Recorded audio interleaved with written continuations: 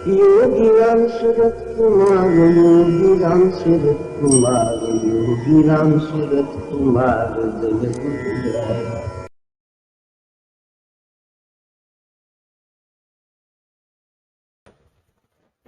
மிகவும் ஆனந்தமான அதிசயமான ஒரு லீலையை நாம் பார்ப்போம். இது முன்பே பலருக்கு தெரிந்திருக்கலாம். இருந்தாலும் நம் பகவான் சொல்லியிருக்கிறார், அவருடைய லீலைகளை நாம் நினைவு கூறும் அளவிற்கு, ஏன் அவருடைய கொட்டாங்கச்சியை நினைத்தாலும் அதிலிருந்து ஒரு பெரும் ஆசீர்வாதம் கிளப்பி வரும் என்று கூறியுள்ளார் அல்லவா. இது மிகவும் ஆனந்தமான லீலை. கிருஷ்ண பக்தர்களுக்கும் சரி, நம் பகவானின் பக்தர்களுக்கும் சரி, மிகவும் அற்புதமான லீலை. திரு அப்பன் ஐயங்கார் அச்சம் தவிர்த்தான் என்ற ஒரு கிராமத்தில் தன்னுடைய மனைவியோடு பல வருடங்கள் வாழ்ந்திருந்தார். பகவான் அவரை அங்குதான் வாழ வேண்டும் என்று கூறியிருந்தார். அவர் ரயில்வேஸில் டிடியாக, அதாவது டிராவலர்ஸ் டிக்கெட் எக்ஸாமினராக, டிக்கெட் பரிசோதகராக வேலை செய்து வந்தார். ஒரு சமயம் திருமதி இந்திரா காந்தி, அன்றைய பிரைம் மினிஸ்டர், எமர்ஜென்சி அறிவித்திருந்தார். அந்த சமயம் பல கெடுபிடிகள், எமர்ஜென்சி அறிவித்ததினாலேயே எல்லோரும் அவரவர்கள் டியூட்டியை ஒழுங்காக கவனித்தனர். குறிப்பிட்ட நேரத்திற்கு ஆபீஸுக்கு சென்றனர். சாலைகளில் விதிகளை யாரும் மீறாமல் பார்த்து கொண்டனர். எல்லாமே ஒழுங்கு முறையில் இருந்தது. அதே போல் நாம் டிடிஇ என்பதை தமிழ்நாட்டில் டிடிஆர் என்று சொல்வோம். அந்த டிடிஆரில் ஆர் எப்படி வந்தது என்று தெரியவில்லை. ஆனால் உண்மையில் அவர்கள் டிக்கெட் எக்ஸாமினர்ஸ் தான், டிக்கெட்டை பரிசோதிப்பவர்கள். அந்த டிடிஆர் அவர்களுக்கும் சில விதிமுறைகள் இருந்தன. அவர்களும் அதை ஒழுங்காக பரிபாலித்து வந்தார்கள். ஏனென்றால் அந்த எமர்ஜென்சி சமயத்தில் இத்தனை ஒழுங்குமுறைகளுக்கு காரணம் என்னவென்றால், அதை சரியாக அனுசரிக்காதவர்களுக்கு தண்டனை கிடைக்கும்.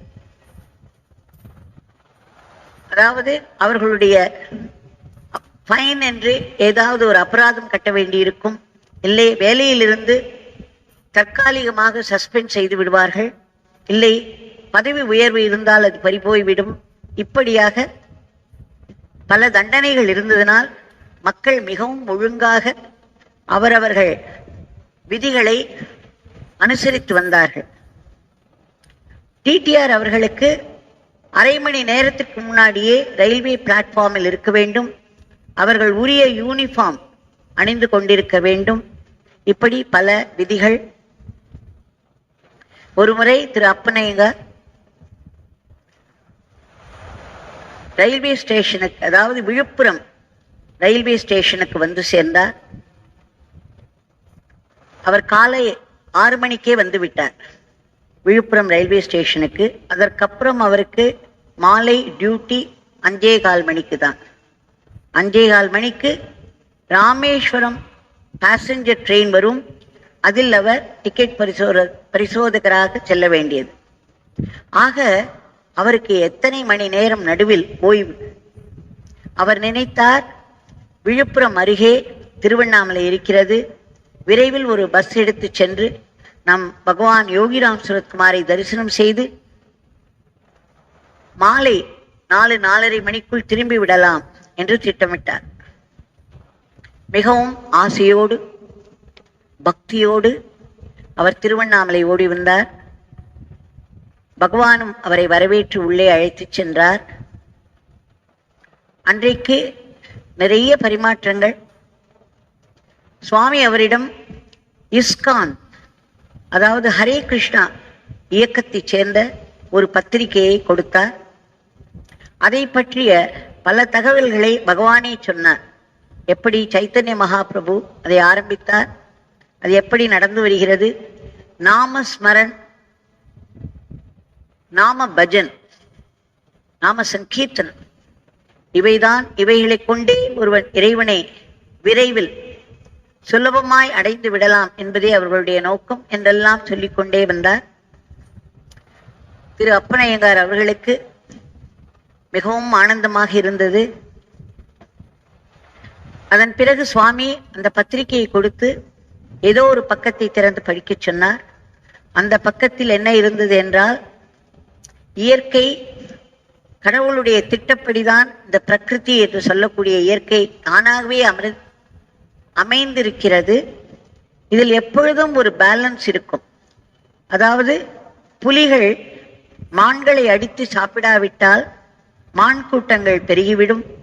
மான் கூட்டங்கள் பெருகினால் அங்கு இருக்கக்கூடிய செடி கொடிகள் எல்லாம்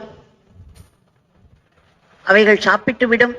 அவைகள் சாப்பிட்டவுடன் அதோடு நிற்காது, மரப்பட்டைகளை எல்லாம் உரித்து சாப்பிட ஆரம்பித்துவிடும்.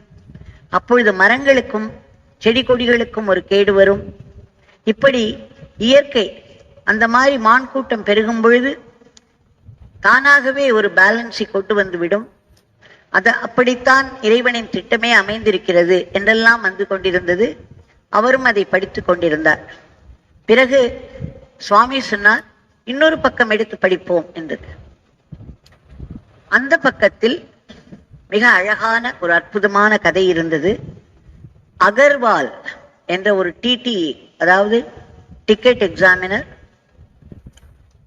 அவர் ட்ரெயினில் ஒரு முறை மதுராவிலிருந்து ஆக்ரா செல்லும் வண்டி, ஆக்ராவிலிருந்து வட மதுரை வரும் வண்டி, அவர் அந்த மதுராவில் வந்து இறங்கினார் காலை 6 மணிக்கு. அங்கு வந்தவுடனே அவர் பெரிய கிருஷ்ண பக்தர். கிருஷ்ணனின் நினைவு அவரை வாட்டியது. உடனே அவர் நினைத்தார், மாலை வேளையில் 6 மணிக்கு மேல்தானே அடுத்தது, அதாவது மதுராவிலிருந்து ஆக்ரா செல்ல வேண்டிய வண்டியில் நான் திரும்ப செல்ல வேண்டும். அதுவரையிலும் நமக்கு டைம் இருக்கிறது. நாம் இங்கே பக்கத்திலே இருக்கும் பிருந்தாவன் சென்று அங்கு கிருஷ்ண பஜனையில் ஈடுபடுவோம் என்ற ஒரு உந்துதல் ஏற்பட்டு உடனடியாக பிருந்தாவனம் விரைந்தார். அங்கு பக்தர் கூட்டங்களோடு சேர்ந்து கொண்டார். நாம சங்கீர்த்தனம் செய்தார். அந்த நாம சங்கீர்த்தனம் செய்து தன்னை மறந்தார். அவருக்கு அன்றைக்கு ஒரு பெரிய அனுபவம் ஏற்பட்டது. அந்த அனுபவத்தில் தானும் கண்ணனும் ஒன்றே என்ற ஒரு பெரிய பேரானந்த அனுபவம். தன்னை மறந்து பாடியும் மாடியும் கொண்டிருந்தார். அவர் இதிலிருந்து தன் சுய நினைவுக்கு வரும்பொழுது மணி 7 ஆகிவிட்டது. எப்பொழுதோ அவருடைய டியூட்டி செய்ய வேண்டிய அந்த ட்ரெயின் போயிருக்கும், 1 மணி நேரம் ஆகியிருக்கும். அவருக்கு வேறு வழி இல்லை.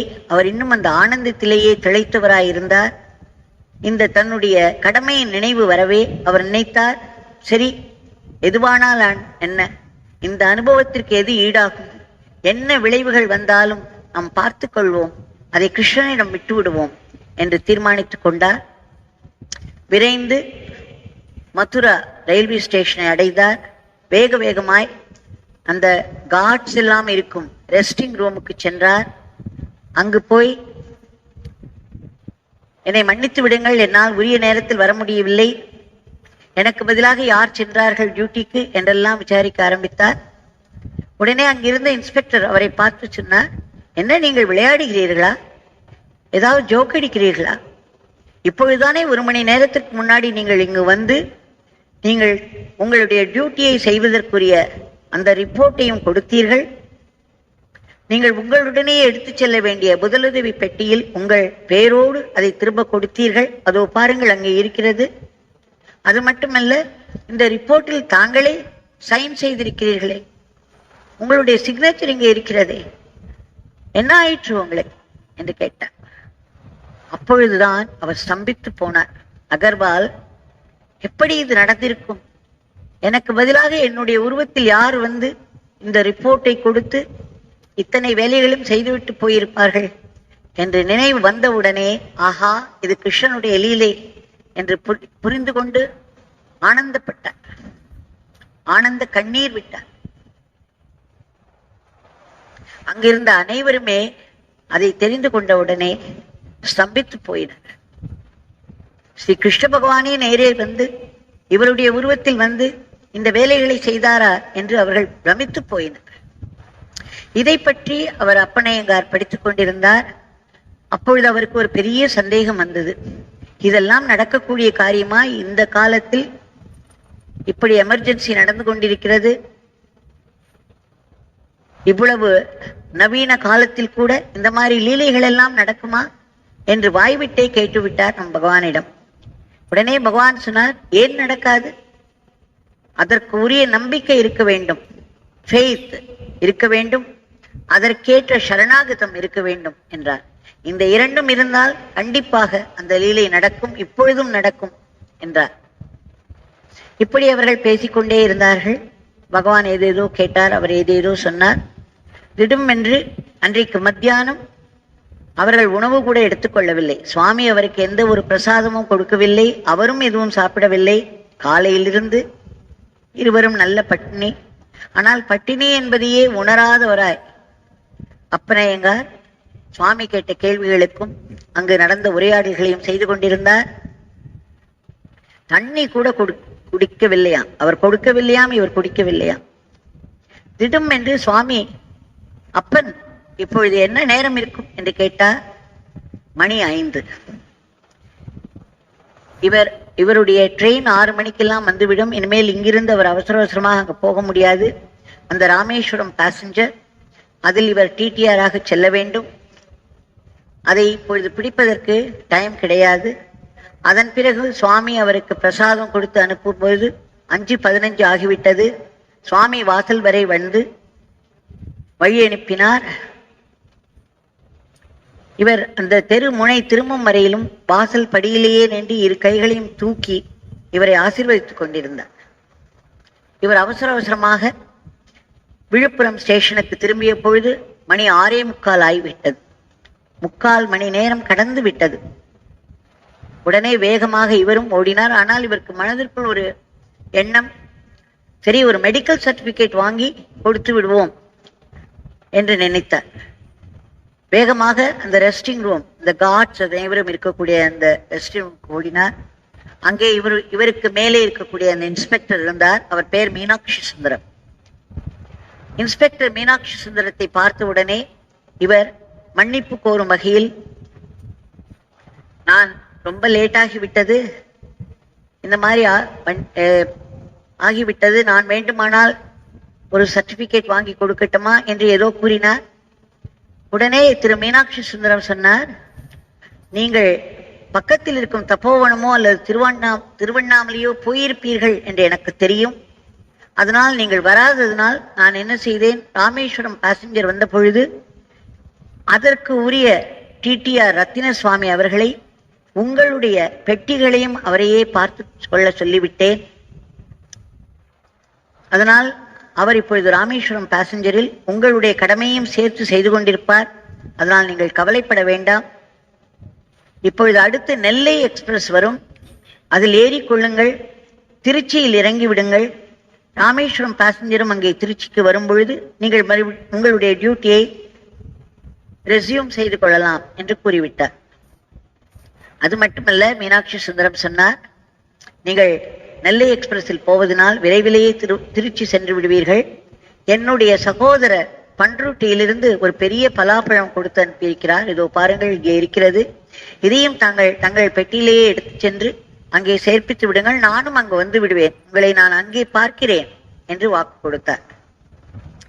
இவருக்கு ஒரே சந்தோஷம், சுவாமி எவ்வளவு அழகாக இதை சரி செய்து விட்டார். இன்ஸ்பெக்டர் மீனாட்சி சுந்தரம் மனதில் புகுந்து இந்த மாதிரி பல அட்ஜஸ்ட்மெண்ட்ஸை பண்ண வைத்து விட்டார் என்று சந்தோஷமாக நெல்லை எக்ஸ்பிரஸில் ஏறி சென்றார். திருச்சிக்கு வந்தார்.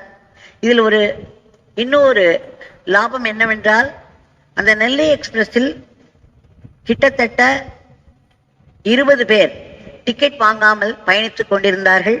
அவர்களை இவர் கண்டுபிடித்து அந்த டிக்கெட்டுக்குரிய 500 ரூபாயும் அபராதமாக 300 ரூபாயும் சேர்த்து கிட்டத்தட்ட 16,000 ரூபாய் வசூலித்து விட்டார். அது இவர்களுக்கு ஒரு பெரிய பிளஸ் பாயிண்ட். இவர்களுடைய கடமை திருச்சியில் போய் இறங்கினார். கரெக்டாக அதே நேரத்தில் அந்த ராமேஸ்வரம் பேசஞ்சர் வண்டி அங்கே வந்து நின்று கொண்டிருந்தது. அதிலிருந்து அந்த டிடிஆர் ரத்தினசாமி இறங்கி வந்தார். இவர் நெல்லை எக்ஸ்பிரஸில் இருந்து இறங்கி வந்தார். எதிரே இன்ஸ்பெக்டர் மீனாட்சி சுந்தரம் வந்து கொண்டிருந்தார். அங்கு வாக்கு கொடுத்தார் அல்லவா, நான் திருச்சியில் வருகிறேன், இந்த பலாப்பழத்தை நான் எடுத்துச் செல்கிறேன் என்றெல்லாம் சொல்லி இருந்தார். சோ உடனே அப்பனையங்கார் மீனாட்சி சுந்தரத்தை நோக்கி விரைந்தார். இந்தாருங்கள் உங்கள் பலாப்பழம், அதோ ராமேஸ்வரம் பேசஞ்சரிலிருந்து ரத்னசாமி வருகிறார் என்று சொன்னவுடன் மீனாட்சி சுந்தரம் இவரை ஏற இறங்க பார்த்தார். அவர் முகத்தில் ஒரே ஆச்சரியம். என்ன சொல்கிறீர்கள் அப்பன்? நான் 2 நாட்களாக லீவில் இருக்கிறேன், நீங்கள் எப்படி நெல்லை எக்ஸ்பிரஸில் வந்து இறங்குகிறீர்கள்? உங்களுடைய ட்ரெயின் ராமேஸ்வரம் பேசஞ்சர் தானே, நீங்கள் எப்படி இதில் வந்து இறங்குகிறீர்கள் என்று கேட்டார். அவருக்கோ அப்பனையங்காருக்கு ஒரு பெரிய அதிர்ச்சி. என்ன சொல்கிறீர்கள்? இன்ஸ்பெக்டர் சார், நீங்கள் தானே அங்கே எனக்கு பதிலாக ரத்தினசுவாமி அவர்களுக்கு என்னுடைய கோச்சையும் சேர்த்து கொடுத்து நீங்கள் நெல்லை எக்ஸ்பிரஸில் திருச்சி வாருங்கள் என்று சொன்னீர்கள். அதோடு என்னுடைய சகோதரர் ஒரு பெரிய பலாப்பழத்தை அனுப்பியிருக்கிறார், அதை திருச்சியில் வந்து எனக்கு கொடுத்து விடுங்கள் என்று சொன்னீர்கள். மீனாட்சி சுந்தரம் சொன்னார் சிரித்துக்கொண்டே, நான் 2 நாட்களாக என்னுடைய வீட்டை விட்டு எங்கேயும் செல்லவில்லை, நான் லீவில் இருக்கிறேன். நான் நினைக்கிறேன் உங்களுடைய குருநாதர் ஒரு பெரிய லீலையை நடத்திவிருக்கிறார். அப்பொழுதுதான் அப்பனையங்காருக்கு தெரிந்தது, பொறி தட்டியது. அடடா, காலையில் கேட்டோமே சுவாமியிடம், இந்த மாதிரி லீலைகள் இப்பொழுதும் நடக்குமா என்று. ஏன் நடக்காது என்று அவர் கேட்டாரே, இப்பொழுது அதே லீலையை நம் பகவான் யோகிராம் சரத்குமார் நடத்தி காட்டிவிட்டாரே.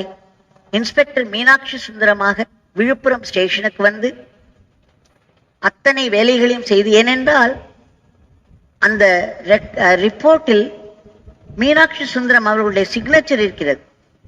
அப்பனையங்கார் காண்பித்தார், இங்கே பாருங்கள் உங்களுடைய சிக்னேச்சர் தானே? ஆமாம், இது என்னுடைய சிக்னேச்சர் தான், என்னுடைய கையெழுத்து தான், ஆனால் நான் போடவில்லையே, நான் இங்கேதானே இருக்கிறேன் என்றார்.